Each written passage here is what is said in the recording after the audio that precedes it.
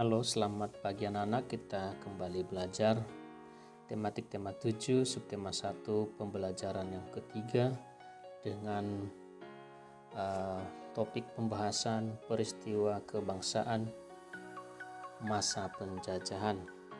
Nah, pada pembelajaran ketiga hari ini kita mempelajari kembali mengidentifikasi dan menulis pokok-pokok informasi bacaan. Nah, kalau pada tema 6 kita belajar tentang teks eksplanasi. Nah, pada pembelajaran ketujuh ini sebenarnya kita belajar tentang teks narasi. Nah, teks narasi sejarah. Nah, apa itu teks narasi sejarah? Yaitu teks yang berisi tentang cerita peristiwa yang terjadi pada masa lampau. Lalu berikutnya, peristiwa sejarah yang disampaikan itu berdasarkan fakta yang terjadi dan disampaikan dalam bentuk narasi atau cerita. Nah, untuk mengetahui seluruh informasi peristiwa dalam teks narasi, kita harus mencermati dan menganalisis teks tersebut. Nah, salah satunya dengan cara menjawab pertanyaan-pertanyaan yang disajikan, atau pada pembelajaran kita hari ini di halaman 18 itu menggunakan informasi dalam bacaan itu dengan membuat pertanyaan 5W1H, ya. Apa, kapan, mengapa, di mana, serta bagaimana. Nah, itu dari bahasa Indonesia. Nah, kita melihat di pembelajaran IPS. Pada pembelajaran kita hari ini, rakyat Indonesia melakukan perlawanan terhadap bangsa-bangsa Eropa yang datang ke Indonesia. Nah, di antara itu ada perlawanan Kesultanan Aceh, ada perlawanan Kesultanan Demak, ada perlawanan rakyat Maluku. Nah, itu yang akan kita bahas pada hari ini. Nah, mengapa terjadi perlawanan? Bukankah kedatangan bangsa Eropa di Indonesia itu hanya untuk mencari rempah-rempah? Ya, memang awalnya mereka mencari rempah-rempah, tetapi ingat, dalam perkembangannya Portugis mulai memonopoli perdagangan di Indonesia. Nah, sehingga ini memunculkan perlawanan rakyat Indonesia. Jadi kalau dimonopoli artinya dia yang mengatur segala sesuatu, misalnya harga jual, harga beli dari rempah-rempah itu. Nah, sehingga rakyat Indonesia tidak punya kebebasan untuk menjual kepada pihak-pihak lain. Nah, ingat, ujung-ujungnya nanti kedatangan mereka ini ya membuat yang namanya kolonialisme dan imperialisme di Indonesia. Nah, inilah yang memicu perlawanan rakyat Indonesia. Dan pada PPKN kita akan melihat keberagaman bangsa Indonesia. Nah, kita itu memiliki masyarakat yang majemuk. Ya, majemuk itu artinya banyak, ya. Kita terdiri dari banyak suku bangsa dan kebudayaan daerah. Nah, kekayaan budaya kita itu berkaitan dengan 3 wujud kebudayaan, yaitu pengetahuan budaya, perilaku budaya, dan produk fisik kebudayaan. Nah, kita akan mendalami nanti bagaimana bentuk keberagaman bangsa Indonesia itu bisa dilihat dari bagaimana keberagaman suku, agama, dan ras, serta faktor-faktor menyebabkannya terjadinya keberagaman bangsa Indonesia. Nah, setidak-tidaknya ada 3 hal, yaitu keterbukaan terhadap kebudayaan luar, perbedaan kondisi geografis, dan ilmu pengetahuan. Nah, ini anak-anak garis besar yang akan kita pelajari hari ini. Bagi yang tatap muka kita akan belajar di kelas, dan yang daring kita akan sampaikan melalui video berikut ini. Nah, itu saja yang Pak Guru sampaikan, dan mari sama-sama kita belajar hari ini. Tuhan memberkati kita sekalian. Baik anak-anak, sudah siap untuk belajar hari ini? Kalau sudah siap, mari kita mulai belajarnya. Pertama-tama kita akan membahas muatan IPS. Nah, kedatangan bangsa-bangsa Eropa di Indonesia awalnya itu disambut dengan baik. Nah, namun perlakuan bangsa asing yang semena-mena dan juga semaunya sendiri membuat rakyat Indonesia akhirnya melakukan perlawanan. Perlawanan yang pertama dilakukan terhadap bangsa Portugis. Bangsa Portugis datang ke Indonesia itu di Malaka dan juga di Maluku. Semenjak datang di Malaka, bangsa Portugis ingin selalu menguasai perdagangan.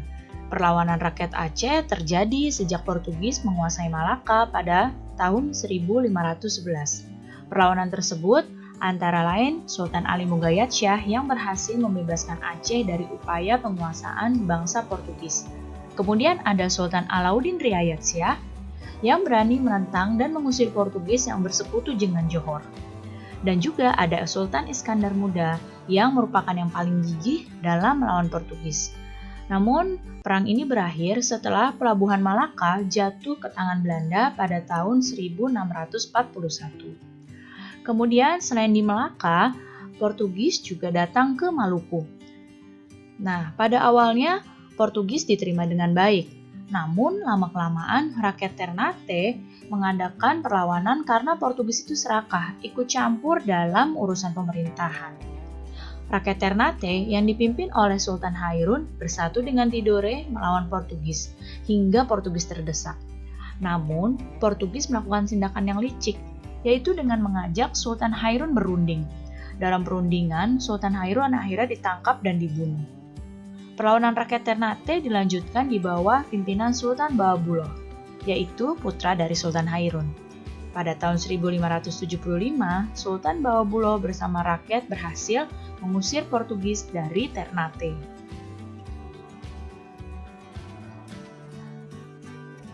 Kemudian, selain terhadap bangsa Portugis, perlawanan juga terjadi terhadap bangsa Belanda. Berikut ini adalah beberapa tokoh yang mengadakan perlawanan terhadap Belanda. Masih banyak lagi tokoh-tokoh yang lainnya. Ini hanya beberapa saja. Di sini dari Sumatera ada salah satu tokoh yang melakukan perlawanan, ada Sisingamangaraja, yaitu dari Sumatera Utara. Kemudian dari Jawa di sini perlawanan juga dilakukan oleh tokoh yaitu Sultan Ageng Tirtayasa dari Banten dan juga oleh Pangeran Diponegoro dari Yogyakarta. Kemudian perlawanan juga dilakukan oleh Sultan Hasanuddin dari Makassar. Di Kalimantan, perlawanan juga dilakukan oleh Pangeran Antasari dari Banjarmasin, Kalimantan Selatan. Di Maluku, perlawanan terjadi oleh Patimura. Dan di Papua, ini dilakukan oleh Silas Papare. Yang pertama adalah perlawanan dari Sisingamangaraja 12. Di sini yang memimpin adalah Sisingamangaraja sendiri. Daerah terjadinya yaitu di Tapanuli, Sumatera Utara. Perang ini terjadi karena Sisingamangaraja 12 sebagai Raja Batak menolak adanya upaya penyebaran agama Kristen yang dilakukan oleh misionaris Belanda di wilayah Batak. Beliau takut agama leluhur akan tergantikan oleh agama yang disebarkan oleh misionaris. Dan juga kebijakan Belanda yang membuat rakyat mengalami penderitaan yang hebat. Banyak dari petani di Batak yang kehilangan tanah dan juga pekerjaannya. Di akhir perlawanan, Sisingamangaraja mengalami kekalahan karena taktik licik yang dilakukan oleh Belanda dengan upaya menangkap istri dan anak dari Sisingamangaraja. Sisingamangaraja sendiri meninggal dalam perlawanan terakhirnya di Aik Sibulbulon atau di daerah Dairi karena tertembak timah panas tepat di dadanya. Perlawanan yang berikutnya yaitu dari Sultan Ageng Tirtayasa. Nah, di sini perlawanan rakyat Banten dipimpin oleh Sultan Ageng Tirtayasa. Alasan perlawanannya yaitu keinginan Belanda yang ingin sekali menguasai Banten. Mengapa? Karena Banten terletak sangat strategis, yaitu sebagai bandar perdagangan internasional. Di sini, Belanda atau VOC menggunakan taktik adu domba antara Sultan Ageng Tirtayasa dan juga anaknya, yaitu Sultan Haji. VOC menghasut Sultan Haji agar merebut kekuasaan dari ayahnya. Tahun 1683, Sultan Ageng berhasil ditangkap oleh VOC dengan tipu muslihat. Sultan Ageng ditawan di Batavia dan wafat pada tahun 1692. Dan ini adalah gambar dari tokohnya. Yang atas ini adalah Sisingamangaraja 12 dan yang bawah ini adalah Sultan Ageng Tirtayasa. Perlawanan yang berikutnya juga dilakukan oleh Pangeran Diponegoro. Perlawanan dari Pangeran Diponegoro ini terjadi di Yogyakarta.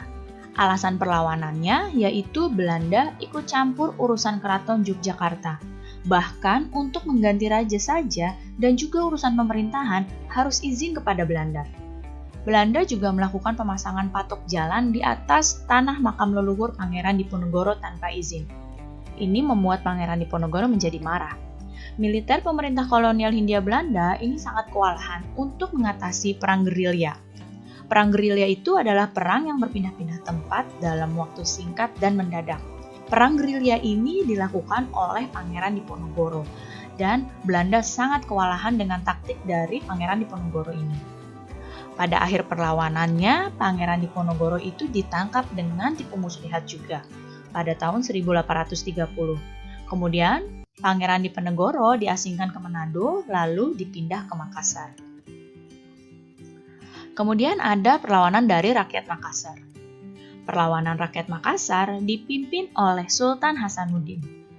Peristiwa ini terjadi karena adanya persaingan dagang antara Goa dan perusahaan dagang Belanda yaitu VOC. Sultan Hasanuddin mempersiapkan benteng pertahanan di sepanjang pantai, serta melakukan kerjasama dengan beberapa sekutu Goa. Sultan Hasanuddin ini terkenal dengan julukannya, yaitu Sang Ayam Jantan dari Timur, karena beliau sangat gagah berani dalam melawan Belanda. Nah, di sini VOC juga mengadu domba antara Sultan Hasanuddin dengan Aru Palaka. Pada akhir perlawanan, Sultan Hasanuddin mengalami kegagalan dan terpaksa mengikuti perjanjian Bongaya pada tahun 1667. Nah, ini adalah gambar dari Pangeran Diponegoro dan ini adalah gambar dari Sultan Hasanuddin. Berikutnya ada Perang Banjar. Pemimpin dari Perang Banjar adalah Pangeran Antasari. Daerah terjadinya adalah di Banjarmasin, Kalimantan Selatan. Penyebab perlawanan adalah sikap Belanda yang berusaha menguasai kerajaan Banjar. Belanda juga memonopoli perdagangan dan ikut campur urusan kerajaan. Pangeran Antasari bersama 300 prajurit menyerang tambang batu bara serta perumahan milik Belanda yang ada di sekitarnya dengan cara dibakar dan melakukan penyerangan ke perkebunan milik Belanda. Perang Banjar ini mulai meredup ketika Pangeran Antasari mengidap penyakit paru-paru dan juga cacar. Pangeran Antasari meninggal pada Oktober 1862 dan menitipkan pesan pada pengikutnya untuk terus berjuang hingga titik darah penghabisan. Berikutnya juga ada perlawanan dari rakyat Maluku. Perlawanan rakyat Maluku dipimpin oleh Kapitan Patimura. Alasannya di sini adalah penolakan masyarakat Pulau Ambon yang dipimpin oleh Patimura atas kembalinya Belanda sebagai penguasa kolonial. Belanda juga tidak mau membayar hasil bumi rakyat Maluku. Patimura melakukan perlawanan dengan menyerang benteng Jurstede yang berhasil merebutnya. Belanda yang marah karena benteng tersebut direbut akhirnya menyerang balik dan Belanda berhasil mengambil kembali benteng tersebut. Di akhir perlawanan, Patimura berhasil ditangkap dan dihukum gantung. Nah, ini adalah gambar dari Pangeran Antasari dan ini adalah gambar dari Kapitan Patimura. Perlawanan juga terjadi di Papua, dipimpin oleh Silas Papare.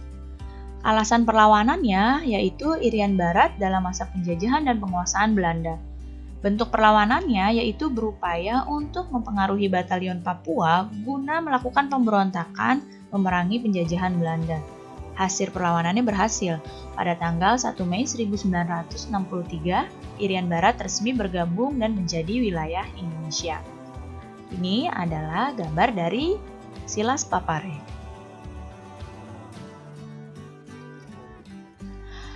Negara kita ini sangat luas wilayahnya dan juga beragam pula sosial budayanya. Seandainya setiap daerah, suku, dan golongan bersatu melawan penjajah sejak dahulu kala, pastilah Indonesia sudah dapat merdeka dan sudah dapat mengusir penjajah sejak dulu kala. Nah, sekarang kita akan masuk pada muatan PPKN. Indonesia memiliki banyak keragaman. Nah, apa saja ya keragaman yang ada di Indonesia? Keragaman yang ada di Indonesia yang pertama adalah keragaman suku. Nah, keragaman suku ini yaitu ada beberapa suku yang ada di Indonesia.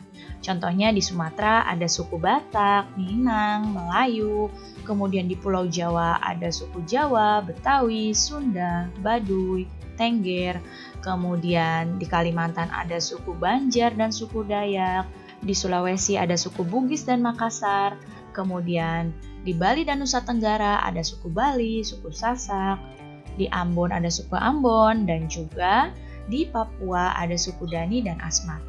Nah, sekarang kita ingat kembali di sini ada peta suku bangsa yang ada di Indonesia. Kalian lihat di sini ada beragam sekali suku yang ada di Indonesia ya, mulai dari Sabang hingga Merauke. Ya, bisa kalian lihat di sini begitu beragam dan begitu banyaknya suku yang ada di Indonesia.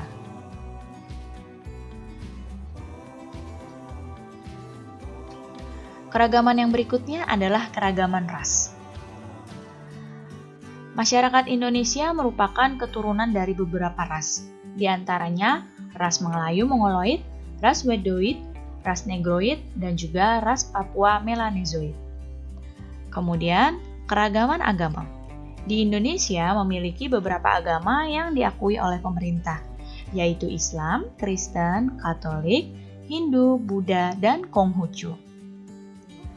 Selain itu, ada keragaman perbedaan kondisi geografis. Nah, perbedaan kondisi geografis ini juga berdampak pada munculnya berbagai ragam mata pencaharian. Contohnya, ada yang bermata pencaharian di bidang perikanan, ada yang di bidang pertanian, kehutanan, dan juga perdagangan.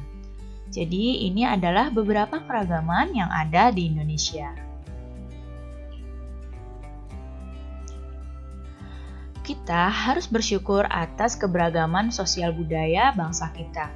Keberagaman tersebut merupakan ciri khas bangsa kita dan menjadi identitas bangsa yang membedakan Indonesia dengan negara-negara lainnya. Jadi, kalian harus bangga menjadi orang Indonesia. Baik anak-anak, cukup sekian ya penjelasan Ibu kali ini.